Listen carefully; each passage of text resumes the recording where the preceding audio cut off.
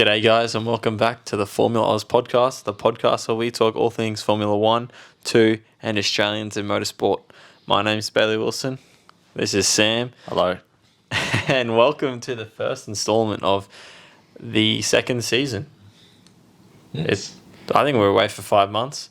We didn't really finish season 1, life got in the way, but we're here doing bigger and better things. We missed the best race of probably the last decade. Yeah, that's our bad. Just depending who you talk to though, I guess. Yeah. Yeah. Half the people think it's the best race. Anyway. The other half think it was probably the worst thing to happen to mankind, ignoring like terrorism or The war in Ukraine. yeah, they still think that it's the worst thing to happen. Anyway, before we get too political, there's a lot happening this year. We're improving. There is. Bigger and better things than just a podcast with our voices. There's actually a camera in front of us. Yeah, so if we're awkward, that's why. It's our Because we're not used to it. First time on camera. Yeah. And we've got new microphones. We've got a whole new setup.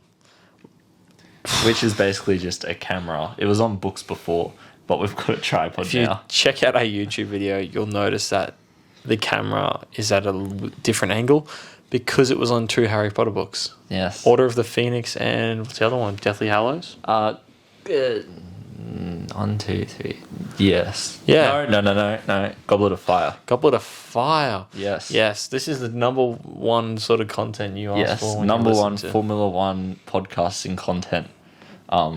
Actually, we're the number one independent Formula One podcast in Australia. There you go. We are. We are. From that Formula One, or from that Motorsport Awards thing. Yes. Out of one. So 1 out of 1 independent podcast. go us. We are rambling. You can tell it's been a while since we did a podcast, but we'll actually start getting into it. We have planned it out a little bit. I did mention some bigger and better things earlier, Sam. Yes. There are bigger and better things. We are on YouTube. Yes, we we have not just uploading podcast content. We will be uploading videos, tier list, vlogs of motorsporting events. Vlogs, that's a hint coming up. There is a hint coming up. Do you know what else is coming up that is related to the vlog hint? No. The Melbourne Grand Prix. Oh, yeah, that's right. We will be going. Yeah, we will be. And we will be there with you guys. Hopefully. Hopefully we'll see some people that listen. Yes. You'd think that if you're listening to an independent Formula One podcast with a bunch of Australians, that there's going to be some Australians that listen to us that are there. You would think so, but actually, we're more European. We have more European We listeners. have more European listeners. Why are people in Europe listening to us? Probably because people in Australia don't give a shit about Formula One. That's probably it. That is it. And they only watch Drive to Survive. They're probably going to be shocked that a race lasts longer than 2 minutes. Probably. They'll be like, wait, so it isn't drama filled and lasts longer than 2 minutes? Yes, and there isn't like a director who determines the outcomes of events. Oh, wait. Oh, whoa. Depends who was you a talk joke. to once again. That was a joke. It started off as a joke, but it got a bit too real at the end. Anyway, yes, we should, saying that, this is a good idea for us. Drive to Survive review. Review. Well, that will happen. We will watch it all in one day. What day does it come out? The 11th of March? The 11th of March. I think I'll take that day off work and we will watch it. Yeah, and I don't work, so I don't have to worry about that. That's correct. I'll Anyway. just don't listen to this work, but I might take a sick day on the 11th of March Yes. to watch Drive to Survive, and we'll watch it all in one go. We could even do a live stream watch along on YouTube if we really wanted to. We could do that. Stay Thoughts? tuned for that. Yes. Let us know on Twitter, Instagram, probably Facebook. We'll set up a Facebook page as well, Yeah. and the YouTube comments. Yeah. But back to Melbourne. Yes. We'll be doing lots of content there. TikToks, vlogs, YouTube stuff and things. We want to get involved with people, even people that don't know who we are. We want to get Yes. involved with them, get them involved, give away Exactly. some merch, some prizes, do some quizzes. Yes, Get merch. to know. Oh, well, yeah, we Merch. have merch going. It's very soon. We are yes. sorting it out. It will be out there. We feel like our listeners deserve merch. Hit us up if you want some merch. We might do like a couple of freebies and send them away. Yeah. If you're that dedicated and you're from overseas. Yeah. But back to Melbourne for the third time. Yes. We will be going there together. A boys' trip, 4 days. We're there. We're there for 6 days actually, but 4 days of the Grand Prix. Yep, all Plus 4 the days. Thursday, which was media day, which isn't anymore. But What we days? will be doing media because We will be we're doing media. We are the media We are the number one independent media in Australia for Formula One. Write that down. Yes, we will be there Thursday. We'll do meetup for like the one person who will come because Michael, the guy that's coming with us. the other guy, the cameraman. Yeah. But yeah, we've got a lot. Well, we actually haven't got much planned, but we will have a lot planned for Melbourne. Well, to be It's fair, so great. we have notes pulled up in front of us in our phones. There's a lot on here. Yeah. Like we've got a fair bit to do. We've got a fair bit to do before the start of the season, let alone Melbourne. Mm-hmm. But it's going to be a big year for us, I feel. Yes. If we stay dedicated, we stay on track, which we want to for you guys and for ourselves, I feel like we can make something special We will, happen we this will year. make sure there is a podcast for every race, which is a bit of a long shot because there are 23 scheduled races this year. Well, I'm which going to is, say a lot more than last 30 year. podcasts this year then. 30? I reckon we can do 30. agree. The reason I say I can commit to 30 is we live a lot closer than we did now. We do. I can make a lot more time than I did used to be able to. Yes, for you unsolicited reasons. But we will make it happen. This will be our year. Yes. Just some plans like, track tier lists and Yeah, there's plenty of content for YouTube. It's- So make sure subscribe with the notification bell on so that you're actually notified. We will also Instagram, Twitter. We'll let you know when stuff goes live like we did with the podcast. But yes. yeah, big plans. We should probably actually start talking about Formula One. Multimedia platform. Multimedia. Multimedia. Become a number one independent Formula One podcast in Australia. Develops into a multimedia platform. Yes, we'll do it. Make sure 2 years in a row. Gone for you. For us. We will be the bigger than WTF one. Yeah. No, we won't. All right, let's actually talk F1. So, obviously, mentioned we're going to Melbourne, which is kind of crazy. It's exciting. But let's talk about liveries. So, we just recorded our thoughts on the liveries for the 2022 season. I almost said 2021. 2022 season. And it was good. I think came out pretty good. It's going to be very polished, I feel like. Yes. Going to be definitely a good video to put out first. Yeah, I think it's a good starting point. Obviously, talking about liveries, we've got the HAAS livery, which is Changed. well, removed. Doesn't exist. Yes, and that's just kind of unfortunate. What was because the we last- both liked it. What was the last all-white livery to ever be, chucked out at testing? Braun. What? Braun. What did Braun do? Oh, they won the Oh. Constructors and Drivers' Championship. Mick Schumacher for 2022 World Drivers' Champion? I Yes. think yes. I would agree. I think a lot of people would agree. I would love to see it. But let me hear, what are your general consensus on the liveries this year? Well, I want you to go watch the video, Yes. which will be a lot shorter than listening to this podcast. Yes. But let's just say I either love some or I hate some, and then there's some that are very mid. Yeah. If you look at our tier list, I don't feel like it's too controversial. No. Maybe one choice, which is a lot of people believe should be top tier that I don't. Yeah. Look, it was a bit of an argument. But I think it's a good video to watch, and I feel like we gave some insight as to why. We didn't just say I like that one because I don't like that one. We're no TikTok content. We are no. We explained. We have TikTok content though. Yes, we will. Well, I actually forgot the password, so I should probably sort that out. But that's not anything too important for the podcast. Some great insights here. All right, so liveries, good. We've got YouTube video coming out. That'll explain it a lot more. We've got some great thoughts, great opinions. Pretty similar in what we think. Couple of Definitely different very ones. similar. But now let's go on to the next thing. Testing. Testing in Can we talk about preseason first? pre-season. I just want to talk about preseason. And when I say preseason, a lot of people probably think testing straight away, but I'm more talking about everything that's happened from the end of the 2021 season up until now. Yes. A lot's happened. Lewis Hamilton Yes. disappeared. He came back. Guan Yu Zhou is now a Formula One driver. Yep, for Alfa Romeo. Alex Albon's now a Formula One driver For again. Williams. Yep. Antonio Giovinazzi has disappeared.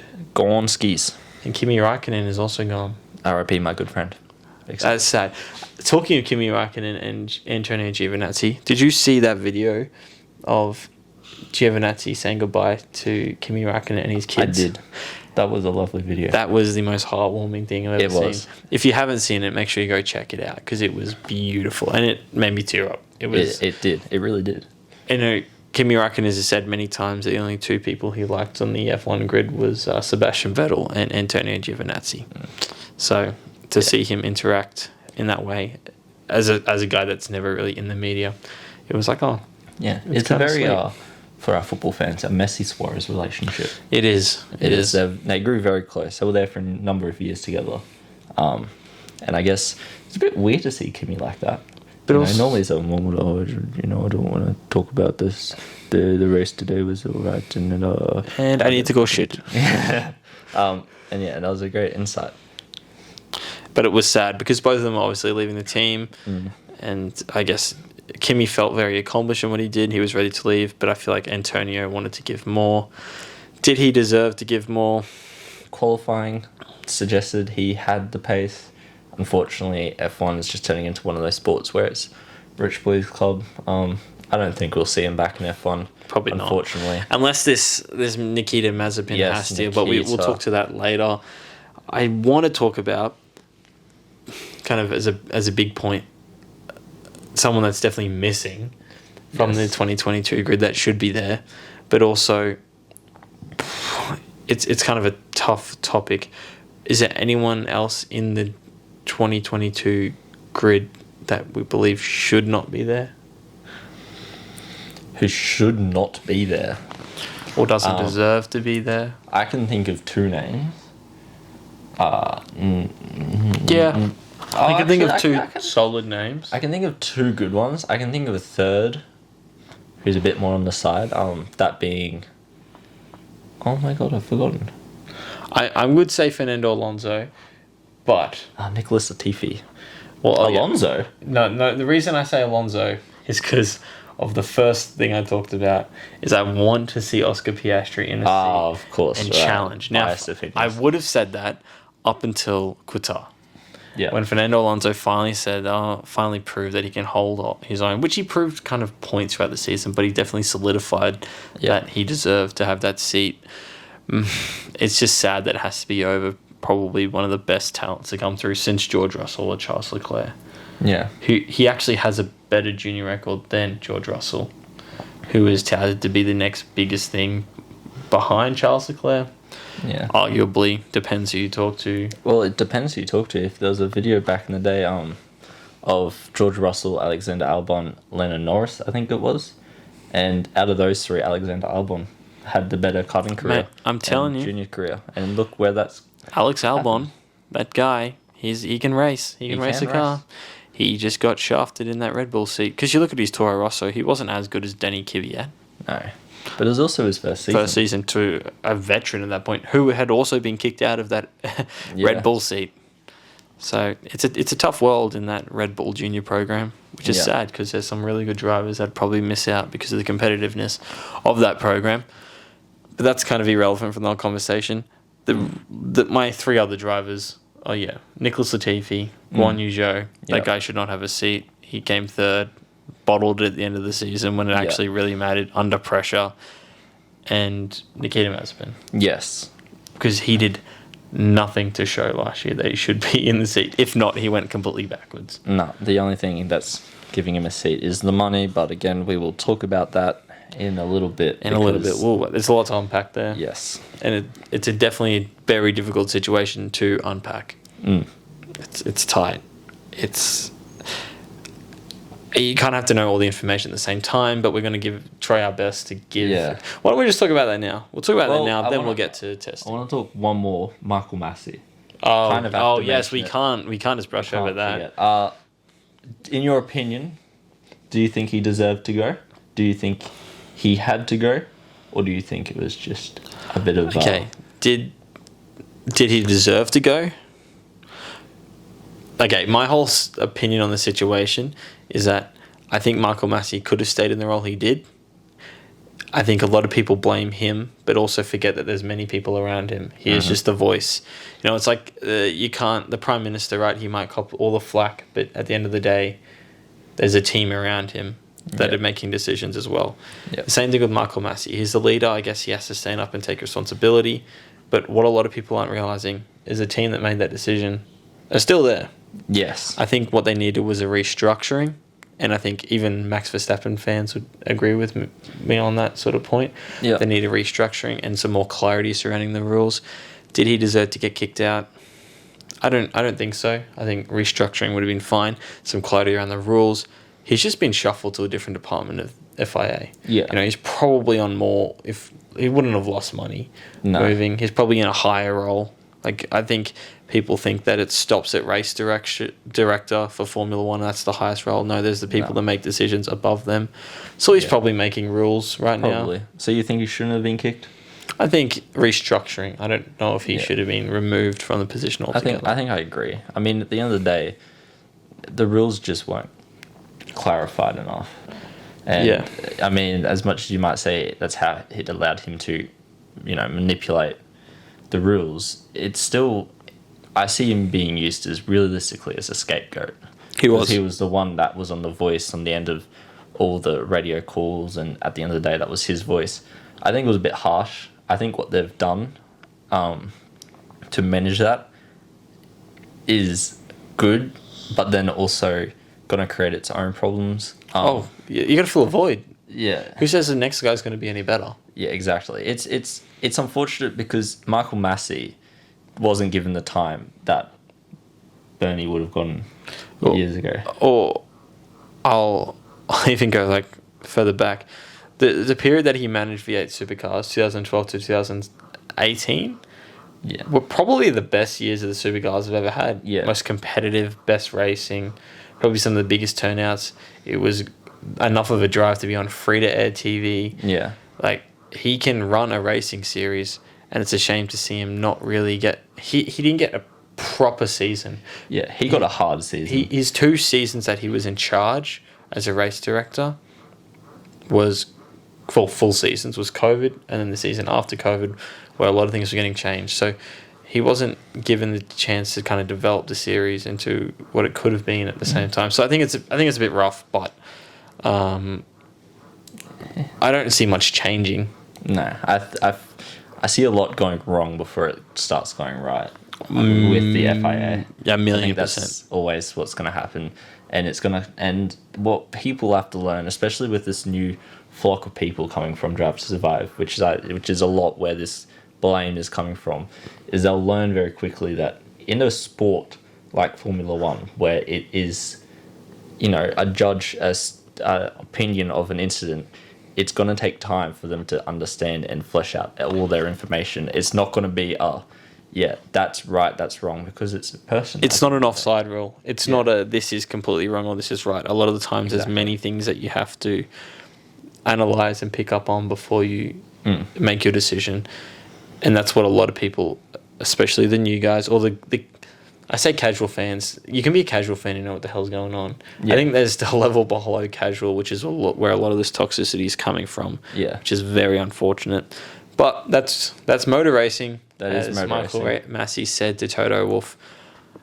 We went car racing. We went car racing, and he lost his job because of it. Talking about Toto Wolff, this guy had everyone thinking during preseason that Lewis Hamilton wasn't coming back to the sport. No.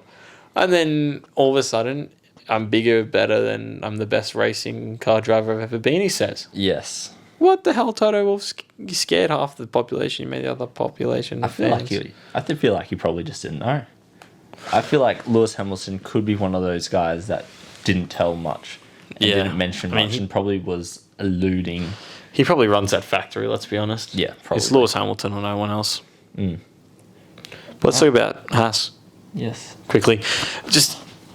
I don't want to get too geopolitical or, anything. But touchy subject. Because we only know so much about the situation. But obviously the Russian forces have invaded Ukraine. Yeah. Which has put a lot of economical sanctions onto Russia, which has led to the FIA saying to a Russian government-backed company called Uralkali that they're not allowed to be a sponsor of HAAS Formula One team. Yes, and HAAS were quick onto it, to be fair. They ripped those they ripped that stickers off pretty down quickly.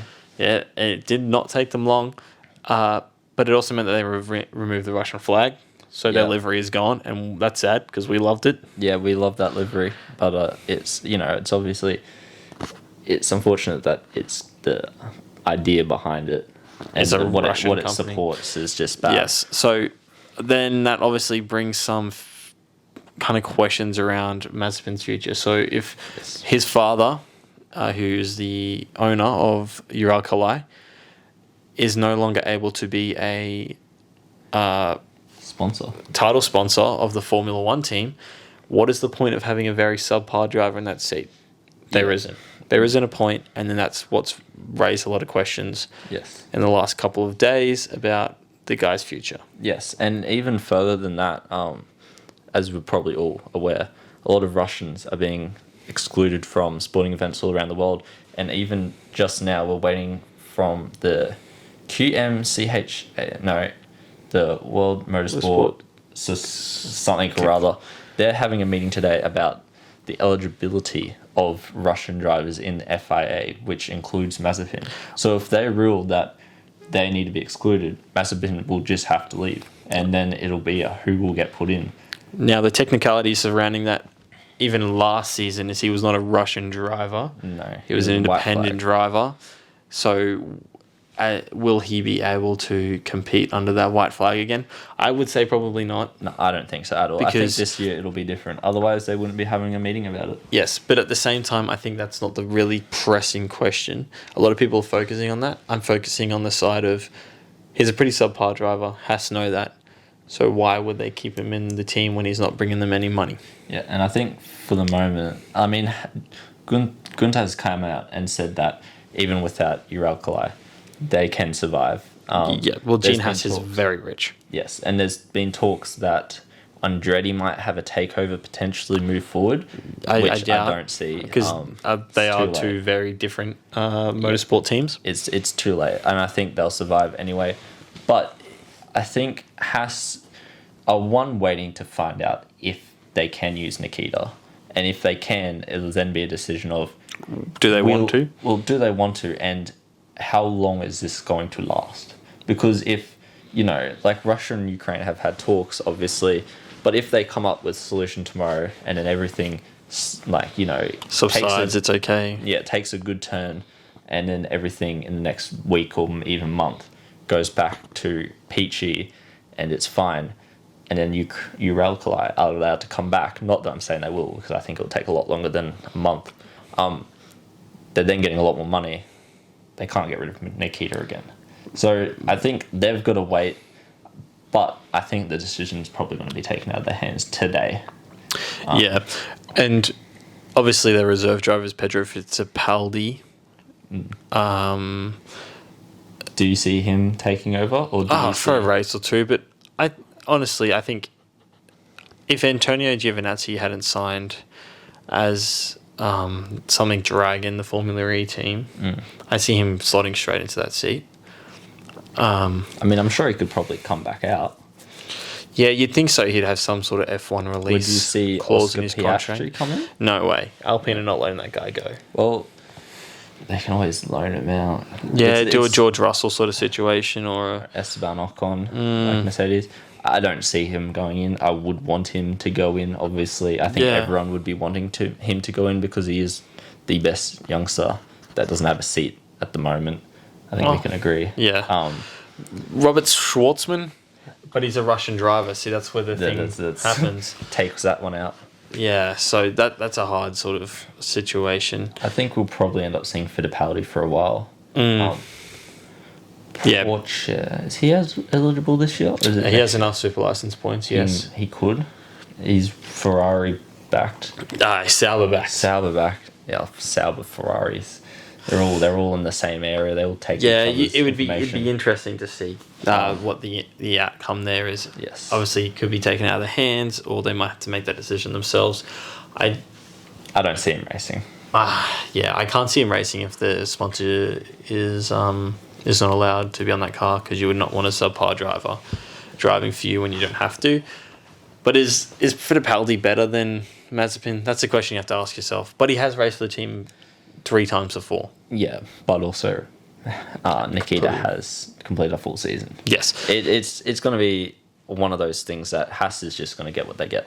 If it's Fittipaldi, Either if way, it's Mick Nikita. Schumacher wins the World Drivers' Championship anyway, right? Yeah, and they're going to lose to Mick. So it won't matter. It'd also be interesting to see if Haas are able to, like, they've taken all the Uralkali money to develop their 2022 car. They didn't develop their 2021 car at all. Be interesting to see what they do with Uralkali's money when Uralkali might not be a sponsor. Because they've got the money when they needed it. Like, realistically, the budget caps are now. Surely Gene can invest that money. It'd be very interesting to see. Oh, they'll be able to get sponsors easily this year. The main thing is they've still got Mick Schumacher, and who will get them a lot of German investment, a lot of German investments easily. The thing we're not really also acknowledging is next season Drive to Survive is coming out. Depending on how Netflix paint Haas to a massive American Drive to Survive audience, is how much money they could bring in from the US. Yes, it's a weird thing to think team. about. That a Netflix show could determine how people invest into a team. It'll all happen over the next coming days, and they've still got to release a new livery. Yeah, which I don't think might not even happen at Bahrain. Yeah, they'll. Yeah, I'd say by Australia they'll have one, by Melbourne. 18th of March. That's not that 3 weeks away. Yeah, look, we will be saying race week in less than 2 weeks. 2 weeks. Oh, just over 2 weeks. Yeah. How beautiful is that? Miss that feeling. You know what it was last week? Testing. Dan, that was a good segue. That was a good segue. Thank you. Thanks, guys. I appreciate it. Take it out. Testing, actually, technically it was a shakedown in Barcelona. Yes. And then they started calling, F1 Twitter started calling it testing. Because realistically it was testing. Was a test. It was 8 hours a day. It was of 2 running sessions. aero rakes and all sorts of stuff. Yeah. I want to say, obviously, Mercedes finished the top of the charts. Last day, first day, ended up with Ferrari at the top of the charts. Second day, I think Daniel Ricciardo ended up top of the charts. Yeah. Timing charts. But if you look at consistency, McLaren was the most consistent team. They were top 3 every single day, I think. Except for the last day, I think they were 5th because it was Mercedes 1-2, Red Bull, and then it was Lando Norris. But they had a very consistent running, and that was all different types of race tracks. But it is shakedown, so you shake down. And it's just testing, and that's the one thing that everyone needs to understand is even though Mercedes were 1 and 2, even though Red Bull were 3 and 4, Daniel Ricciardo, I think, only posted a top speed of 309 kilometers per hour over the course, and everyone else was not everyone else, but a lot of people were up at 319. Even Lando Norris, they're gonna get faster. They're not running at full engine. They're not running with all their, their proper pieces because it was the cars haven't been finished. Yeah, and you saw that with the porpoising. Porpoising. And which is funny because it shows you that no matter how much money you spend on a simulator, you still can't recreate a car being finished, which raises the question. People were calling for simulator. I think even Toto Wolff was saying that drivers need to be limited on how much simulator work they can do. Shows you that driving in the simulator is not necessarily driving on the road. Yeah, it is one of those things, but it also has to, and a lot of people weren't really thinking about it, the porpoising effect is dramatically reduced with the RS Open, which is what they would have been running a lot in simulators, because you're going to be running with DRS. It's going to unload the back, and it's going to make it a much more stable ride. Obviously, they're not going to have DRS every lap. Yeah. So it's one of those things that they're still going to have porpoising, but it can be. They were saying it can be fixed by stiffening the shocks. Oh, they'll have a lot of fixes. It's not new in F1. Yeah, it's just because of the dramatic changes in regulations that it has become a problem. And they haven't been able to recreate it in wind tunnels because wind tunnels are usually pretty consistent. Yes.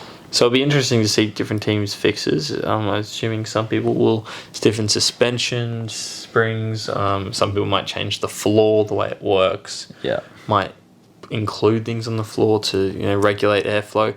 It will be interesting to see how differently they affect the cars. But also the cars we've seen at shakedown and testing are not the cars that are going to race at Bahrain. We've already seen that the Mercedes had grills and vents on it for some of the day and not on the other. Will they be able to interchange that between races? Is it count as an upgrade? That's where the new regs get a bit blurred. I don't think so. I think it's one of those things. As soon as it's on the car, It's on the car. it's allowed to come off. It's like what they used to do with the rear wings, and the front wings from each race. I think it'll be one of those things where once they get to Bahrain and they really start testing and putting the cars to their limits, they'll understand. They'll see, and then you won't see them change as much. Like the greats, you might see the greats come out at different circuits or particular circuits if they see it is beneficial for like a Monaco or a Baku, like where it's kind of that top speed or real cornering. That's when we'll see it. But I think from what we've got from testing at the moment is there's not much we can go off, except some cars have been showing more of their capabilities than others, but at the same time, Also reliability, yes, there's a lot of sandbags. Reliability was pretty good. except for Alfa Romeo and Haas, which I think completed just over 100 laps between them for the whole 3 days. Yeah, that's not good for Haas. Yes. But it's also a shakedown. Like, it's not the proper testing yet. We've Yes, still got if- a week till testing? Yeah, it's next week. It's the 6th to the 9th. To the 6th to the 9th. To the 8th, I think. 3 days, yeah. 8th. And then they've got another week after that, 2 weeks even. Yeah, so it's quite funny to see people already draw themselves to conclusions. Yeah. But if you want things to go wrong, if you were to have things to go wrong, you'd want them to be now. Yeah, and Not that's one of the things on they the want. first race, yeah. Yeah, they want, a lot of the teams actually want to have reliability issues in testing in the shakedown, because it gives the team an ability to practice how to fix these problems. Now that won't happen really much this year because the engines haven't changed overly, but it's still a good practice with like suspension. If you notice suspension's breaking or a particular impact on the gearbox, like we would have seen at Austria those couple of years ago. Trouble with the floor. Yeah, it gives the teams that ability to practice repairing and changing out and actually solving the problems, because in the wind tunnels Seem vulnerable. Parts of the car. vulnerability. Like, you think if you hit curves a little bit too hard now, it's going to have a lot more of an impact than last year. Yeah, or if you get a Imola with a riding of the curves. Yes. Yeah, your race will be over. Or even just hitting debris. Debris gets sucked up onto the car, it's going to tear apart the floor. So there's a lot of things that the teams are going to kind of pick up and shake down in testing, but I guess until it happens, they're not going to know. Yeah. But there's all of the cars have passed the crash test now, so that's good. The only team really having much of a problem is Red Bull with the weight. Supposedly they're having They similar want it to be problems. heavier, minimum weight to be heavier, but one team is not going to change shit.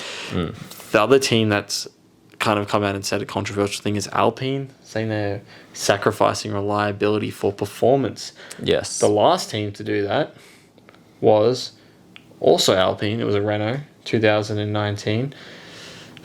That was a rough year for Daniel Ricciardo. Yeah. But they've come a long way since then. But the to be fact that fair. they've openly come out and said that they're sacrificing reliability scares me as a Daniel Ricciardo fan a little bit. Shouldn't anymore. He's not there anymore. That's so true. I just had the biggest mind blank. Yeah, no, I'm happy. That's how teams should be. They. Oh my goodness. I don't like it when teams play it safe. They should be. It's a racing. You go on a race. I want to die. I'm sorry. I just said the dumbest thing. Don't worry, It's we'll have okay. those moments. It's first podcast back. It is. But yeah, to be clear, Daniel Ricciardo is at McLaren. This is not some insider Australian information. Yes, we don't have like secret information as would be Australia's cool. number one independent podcast. So Daniel Ricciardo's going back to Alpine. No. But talking about Daniel Ricciardo and insider Australian information, it actually has something to do with it. But something special is happening in Melbourne. And I mentioned this in the group chat once. So the winner of the Australian Grand Prix will forever be immortalised Oh, yes. on my body. Yes. I was so lost. I was thinking like 10 different things. Yeah, I'm getting a tattoo of the winner's number, the racing number, on my body. So if it's Max Verstappen, I'll probably just get a 33. I won't Yeah, worry about the 1 because. Well, would you get the 33 or would you get the 3? Because he obviously actually wants the 3.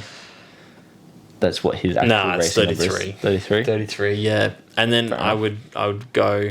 If you had 3, you could also like Be like, slough it off as Daniel Ricciardo as yeah, well. I get it, but You could get the I'd get 3, it but there. in the Max Verstappen number. I'd probably get it like their logo. So if it was the 3, it would be like that really fluffy 3 that Daniel Ricciardo's number 3 Yeah. is, or if it was Max Verstappen's, he is blocky 3 with his And if it's lion. Lewis Hamilton? It's Lewis Hamilton, I got to fucking cop an L. I got to have 44 tattooed on my body. It's going on my middle finger on my right hand, in between the knuckle and the hand. So it's not going to be too large, but it is happening. If it's 44, it can go on the bottom of your foot. I probably will get it tattooed on the sole of my foot. It'll hurt like shit, but then at least I can walk on it every day. Yeah, stepping on shit every day. Literally. Oh, what? I didn't say Sorry. that. Okay, We don't yeah, actually we're a hate little. him that much. We don't. We kind of play on the fact that we don't like Lewis Hamilton, but we have respect for him. I'm actually excited for him to race this year. For I think the first time I can say that in a lot of years. I'm going to say he's so much more aggressive. I think he's actually going to race. I think he's going to destroy George Russell. And Really? That's so sad. So at the start of last year, I was like, George Russell gets to that Mercedes seat. He's beating Lewis Hamilton. No way he beats Lewis Hamilton after last year. I'm saying he's going to thrash Hamilton. Really? Yeah. Well, look, he came in for a race and smashed Bottas. Yes. And to be fair, yes, Bottas was not a great driver, but Hamilton also smashed Bottas. No, in that car. In that car. Oh, Valtteri Bottas at Alfa Romeo. We didn't mention Yeah, that. but we did mention that right at the start when we did? talked about drivers and different look at teams. that. But yeah, I get what you're saying. I Yeah. think he's going to smash. I'll rephrase. I don't think he's going to smash it. I think it'll be close. I think he'll get blown out of the water. Yeah, well, fair enough. But we will see. That's It the is, beauty is that we can look back on it. Do you see him? And this is funny because Toto Wolff came out and said there's never No. been a 1 or 2 Two driver driver. at a Mercedes. Yeah. Do we'll you see Russell being used as a not number 2 driver? We'll see at the end of the season when it's Lewis Hamilton and driver X fighting for the title. Whether George Russell. I don't see Mercedes being at the top. No? No. I think they have so much money than the last 4 years. There's still a budget cap now. Yeah, no, there's a budget cap this year. You could have developed your car last year. Well, yeah, but the budget cap it Was had $80 million more. Yes. Still all the teams would have had not that much money. Yeah, probably. I think we will still see Mercedes at the top. I think we will see Mercedes around roughly where Ferrari or McLaren were last year. I think Mercedes have the facilities like the wind tunnel and the simulators that might just push them to the front of the field. But I don't see Mercedes have had the least this wind will tunnel be time though. but I see this still being the most competitive For season sure. ever. As in, there's not going to be a Mercedes and a Red Bull. It'll be a Mercedes, Red Bull, Ferrari, McLaren, and chucking an Aston in there every now and then, depending on what track it is. Not exactly those teams, but I feel like it won't just be okay, so is it going to be Max or is it going to be Lewis winning this weekend? Yeah, Which I is agree. way more interesting. We got the track list now for Yes. this year. And we're going to determine which tracks we think are going to Pop off the best racing. for this year. We'll start with Bahrain. It's always good. Sakir, it pops off. It's always a good. I actually like it as an opener over Australia, just because it gives us the chance to maybe see some better, more reliable racing. Yeah, I disagree. I went Yeah. to Melbourne as an Opener, opener. Like what was that? 2017, 5 years ago now. 5 years ago. Wow. It was just great atmosphere. I think the always- atmosphere stays the same. No, there's a different atmosphere when you don't know what's going to happen. Okay. It's one of those things that you rock up, you've seen testing, and then you get to practice, and then it's like that was not expected. That's true. And it's just there's just that unknown. Like even though you know Mercedes or Ferrari were going to be at the top, you still had that opportunity to be like, what's going to happen? And that whole Are the teams going to be reliable? It's going to make the racing interesting. That is true, because if there is a team that flies to the front of the field, we will know in Australia. We will be like, well, that kind of sucks. Yeah, there's 2 races. There's Bahrain and then Saudi Arabia. I think Saudi Arabia will be as exciting as it was. I mean, it wasn't that exciting, but I think it'll be worse this year. Yeah. Just because, although people are like, the racing's going to be better because the cars will be able to follow. Yeah, follow around, 2 proper corners? It's not really going to matter. There's no slipstream, so you're not going to get... I mean, there is, but it's a completely reduced slipstream compared to last year. It's not going to be as good overtaking, my opinion anyway. No, I would agree. It'll just be a bit hard, and it's a very high downforce track because of all the quick turns, and they're not going to have that this year. Well, they were not meant to have that this year, but apparently that's changed. Australia, I think it's a new track. First of all, apparently better for overtaking. Half of the new track. They've widened a lot of corners. Yeah, open the apexes up so you can carry more speed in. And what also in some places you'll have to drop your speed completely. So that's going to be interesting to see how much of a difference that makes, and we'll get to see it firsthand. Yep. I think it'll be good. Yeah. I think it'll be better. I don't think it's going to be the best. Oh, it won't be the best. You don't really get that with a semi-street. No. Well, yeah, but that's what the cars are supposedly designed to, improve. I don't know. I'm still a bit skeptical myself. Imola. Imola. See, the thing with Imola is it's beautiful and it looks great to race and it's so fun to race in the game. It doesn't create the best racing, but we haven't seen a non-wet Imola yet. Yeah, I think it'll be better this year. I think it's so hard to actually predict at this point in time. I think it'll be better. I think it'll be better. The next one's interesting. Miami. No, I'm going to put it out there. It's going to be the best atmosphere of any race, besides the Italian ones, because not necessarily the fan atmosphere, but the amount that's going to be going on. It's going to be crazy compared to Circuit of the Americas. It's going to be that, but on roids. Every celebrity is going to be there, which doesn't always make a good thing, but it pumps money, and so entertainment. That sort of stuff, there'll be a lot going on. Will it be the best race? We'll have to see. We don't really know that. But I think, atmosphere, you take fans away. The amount of stuff that's going on, it's going to be hectic. I still don't like Miami. I'm an old school F1 I don't fan, like the fact that there's 2 American races when they probably don't have enough fans to warrant they that. definitely would. The America is just... They'll just go wherever they're... They'll be like, this race is more than 2 minutes long. What the hell? Yeah. Anyways. I don't know. I don't like it. I don't like it. But I hope that I'm wrong. I know the atmosphere is going to be great, but I think what they're doing with it is just a very showy. Yes. I don't know. It's very American. It's very money orientated. Spain, Barcelona. It's going to be shit. Yeah. It always... They get rid of that chicane and it won't be shit. That's literally why everyone hates this race. It's because that one bloody chicane. Move on to Monaco. It'll be interesting. It's Monaco. I always love Monaco. Not many people do. Hate it. I love it. I just love watching people get 2 millimeters away from the wall, and it's just I love watching people drive cars. It'll be interesting to see how close they can get it this year. Obviously, they'll still be as close. It'll be interesting to see how fast they're able to take them. I just love seeing cars. I love a lot of people watch it for. Obviously, we all watch it for action and overtaking, but I also appreciate driver's skill, and Monaco really brings that out as well. Obviously, cars matter a lot too, but I feel like if you're a shit driver in a good car, you're going to end up being exposed to Monaco. The next one's probably one of my favourites, Baku, Azerbaijan. Everyone's favourite.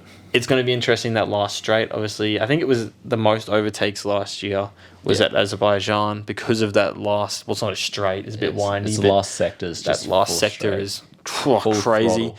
The slipstream effect isn't as big. I don't think that'll matter. You're still going to be going a lot faster than the car in front. Yeah. I think it'll be good. I mean, it can't not be good. It can't not be good, massive straight. And it's awesome to see a street circuit do so well. Yes. The next one, Canada, if it goes ahead, which is kind of very up in the air with the way that Canada's in and out of lockdown, still, it's going to be one of the best races of the season. I love it. I love Canada. I love Canada so much. We love it. Silverstone, if it's anything like last year, it'll be a good race. Except for the fact that hopefully Max Verstappen, Charles Leclerc and Lewis Hamilton, that was good to watch. Yeah. Unfortunately, Charles couldn't hold on. But if it's anything like last year, it'll be action packed. The atmosphere is always amazing. Proper old school. I like Good it. racing, and if I the like cars it. are even better at overtaking, the first two sectors are going to be awesome every lap. Yeah. It's going to be amazing. good. Down the old straight, it's going to be even better. Austria, I say it's always good. The first Austrian race last year, the 2021 season, that was a shocker. It was a DRS train from 4th to 12th, the whole race. Bloody George Russell screwed it up, and then he finally not great. pit and opened up a little bit, but holy moly, that was a boring race. Normally it will be a good race. First year in a couple of years now that we're not going to have two. Austrian, races. that's 2 years in a row. But the second one was awesome. The second one was really good. I think it'll still be a good race. I think now that they're coming there a lot later in the season, hopefully they should be better. Yeah, I think so. And the atmosphere at Austria is always good. It's basically a home run Prix for Max Verstappen And Red Bull. and Red Bull it's too. always And they always great. put on a bit of a show. Yeah. Oh, so here's a tough one. France. Le Castle. Oh, Ricard. Now, the reason we're so skeptical of France, and I think you are too, is that it generally sucks dick Yep. this year. Yeah. I think it'll be better. I hope. I really do hope so. Last year wasn't too bad. No, I mean, to be fair, I want to say it was 2019, I think it was, or it might have been 2018. Daniel Ricciardo on like the last lap made it quite interesting. Last year's race was all interesting. Yeah, It was actually it was actually real good. it was really good, but it's also a highest viewed podcast besides our Yes. first one. Yeah. Was our review on that race. I think it'll be right. I think With the I new hope it'll cars, be good. if they do what they say they do, all races are going to be better. Yeah, this one, could literally be proven wrong after like the first 10 laps of the first race. yeah. It'd be funny. Do you remember 2020, the first race when only 12 cars finished? Yes. It'd be very funny if it was very similar in Bahrain. Normally it is. Normally that's what happens when there's a massive new regs. New regs. But all the times it's a lot of reliability. They haven't had much reliability problems, so We'll just see. We'll have to wait for Bahrain when they actually start We testing. will get to see Hungary. That'd be interesting to see if there's overtaking. I think it'll be much the same.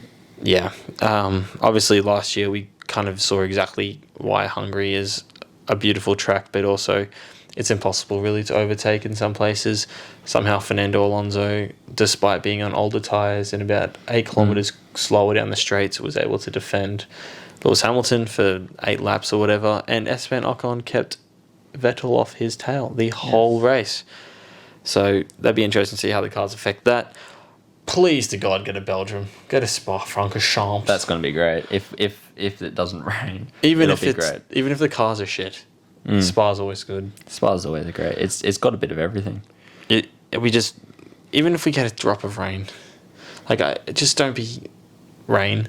Like, we'll take anything. We just want a Spa. If it snows, I don't care. Just don't snow too heavy. I want to see racing at Spa. The Netherlands, Zandvoort, I didn't like the race last year, except the atmosphere, but the rest of it was just meh. It's kind of trash. It's just another Monaco-esque track. Just Except not as twisty-turny. Good atmosphere. The banked for Max. corners looked cool. I reckon it'll be great next year. Now that Max has come first, I guess they can't change the speed Yeah. speed limits Everyone's because got then a they'll be going shuffle. at 1. Monza. Great. Can't wait. We don't even have to say anything about Monza. Can't wait to see Danny Rick clutch up and win again. Yeah. Russia's not happening. Russia Talks is of it not being happening. Turkey. Yes, it might not even turn out into anything. Or even Qatar was the other thing that was thrown I don't around. think they even need a race. Obviously, I would love Turkey. Turkey was great. I mean, they don't need it. There's 23 races next season. I think that's already Give the guys too a many. break, right? Yeah. And also one less podcast for us to do. Yeah. We love making podcasts, but we're busy men. Yeah. We are. Singapore, please be God on the freaking I'm so excited. calendar this year. Yeah. Yeah. Let's go to time in a Singapore and watch couple years. Singapore. Yeah. I'll That'd be tell you nice if we what, could afford Singapore's that. an expensive place. Yes. Suzuka, Japan. Let's hope that happens again. Yeah, that'll be Ooh. See, you look back 20 years and you see how they raced there. You know, it was beautiful. It was great racing. Obviously, was bigger good. cars made it a bit harder. The cars are kind of the same size, but apparently are meant to race like, you know, the old cars. So I think it'll be Bit up that in the one. air. I'm a bit. It hopefully will be good because it has been good forever, and then it wasn't good. take us back to the good times. Yes, Austin. It's good. It's It is good. It's always good. It's that first sector. I wish it was a bit more gravel, but obviously IndyCar, if it's grey, it goes, right? So they can't really put gravel there. But we'll see.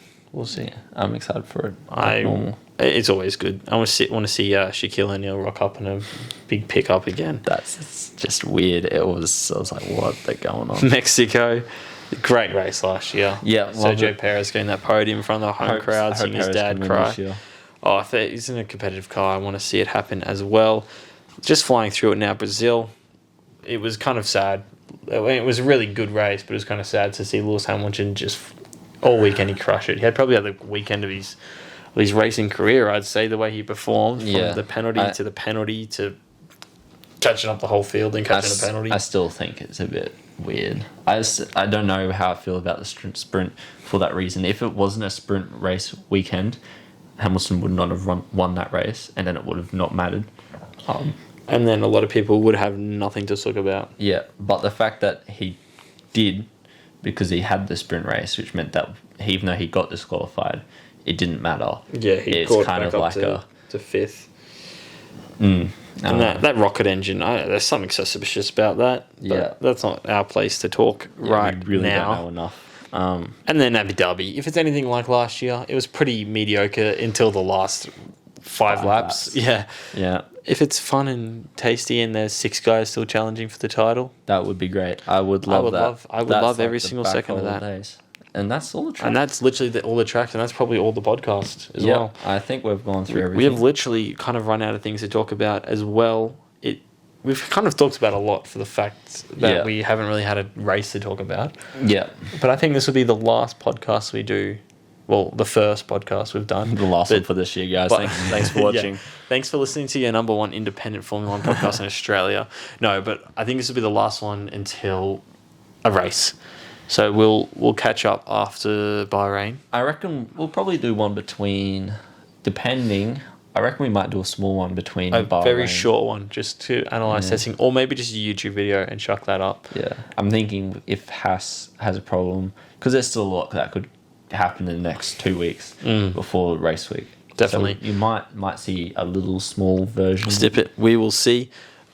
We'll definitely keep you updated on that. Yes. But this has been the number 1 independent Formula 1 podcast in Australia, Formula Oz, the podcast where we talk all things Formula 1, 2 and Australians in motorsport. Do we? I'm Bailey. Well, it's a cool intro, so we'll stick with that. Yeah, we're sticking with it. That's Sam. Yeah. And make sure you subscribe to our YouTube, follow us on Twitter, Instagram. We'll have a Facebook page.